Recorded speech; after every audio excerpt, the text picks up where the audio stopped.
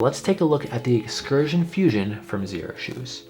As always, we'll run through our shut test for minimalist shoes, which if you don't know what that means, check out this video up here. But the S starts us out, and the S stands for sole. Now on these boots, this has a 12.5 millimeter stack height, assuming you remove the 3.5 millimeter insole that comes with it. You'll see there's pretty good looking lugs on here. They're 3.5 millimeters. So they do give you a good amount of anti-slip protection when you're out on muddy or icy trails. Now, if the ice is hard packed over like a driveway or something like that, yeah, you're gonna slide because there's a lot less surface area because of those lugs. But if you're on a more natural terrain like these are made to be on, then it's gonna be a lot more comfortable. You're gonna keep from sliding around. Now, unfortunately, because this stack height is 12.5 millimeters, they are fairly stiff as far as a minimalist boot goes. Now, compared to a traditional boot, boom, these are amazing. However, you sacrifice a whole lot of ground feel with these particular minimalist boots. That's something that's pretty important to me, so when it comes to the sole, it is thicker than I wish it was. They have other boots like the Denver boot, which you can learn about here, that are a lot thinner and provide a much better ground feel than this boot does. So if that's a big part of why you like minimalist shoes, you may want to second guess yourself before picking up this boot. But it also does have a lot of other positives. So next we have H for heel. As with all of Xeroshoes, they are zero drop, so the heel is not raised like a traditional boot would be. So it passes the H with flying colors. Next we have U for upper, and these have a great waterproof or water resistant upper. I believe they say waterproof. I haven't had any moisture issues, but anytime I'm wearing these, I'm wearing wool socks anyway, so moisture's not a big deal. But I really like how the tongue is sewn almost all the way up. So that keeps a lot of the snow and mud from getting into the boot itself when you're out on the trails adventuring. Now, what I don't like is they have 2 layers of hooks here, so you can lace it all the way up, just like in a lot of traditional boots. However, because this upper as a whole is actually really stiff, when I'm laced all the way to the top, it limits my ankle range of motion way too much for my interest. So I always end up hooking it at just the first hook, because no hooks, it doesn't stay on your foot nicely.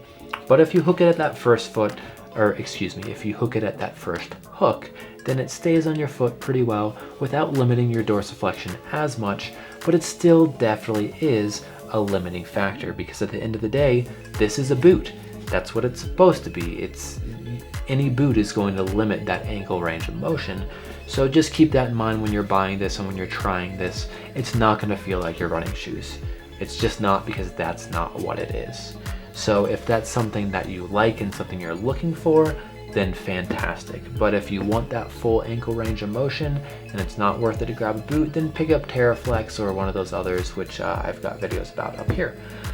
Speaking of videos, if you're enjoying this one and you're finding it helpful so far, please hit that subscribe button and consider buying from the affiliate links on either this video or another video if it's a better fit for you, because that's what helps me keep buying a ridiculous amount of shoes and telling you all about them. So thank you for letting me do that plug, and now let's get right back to it. We did the upper. The other thing to notice about the upper is they do have this nice little gator loop here, so if you want to have your gaiters on here to keep more moisture out, that loop's there for easy access. It also has the traditional Huarache style straps, but they're inside of this fabric, so therefore they're not gonna catch on anything. And these straps are designed so when you lace up, it can adjust how tightly it fits at different levels a little bit better than a standard lacing procedure. So that is a look at the upper. Lastly, we have T for toe box, and this toe box honestly is fantastic. I really like how wide it is. It's even wider than like their Prio or their TerraFlex, which is really important because more often than not, if you're wearing a winter boot, you're wearing thick winter socks with it. So that provides plenty of space for your feet and not crunching those toes. So at the end of the day, do I recommend these? Well, I'll be honest, they have other boots like the Denver that I prefer more. These spend most of their time on the shelf while other boots and shoes are going out adventuring with me constantly. With how thick these are, with how heavy these are, and how immobile these are, I'm just not a big fan. But if that's something you're looking for, if you need a little extra support, or if you're just transitioning into minimal footwear and it's wintertime, or you just want to try clipping these into some snowshoes or something like that so you need the rigidity, then maybe they will be a good fit. But for me, at the end of the day, these spend most of their time on the shelf unless I'm doing like a construction project and I want a slightly thicker shoe.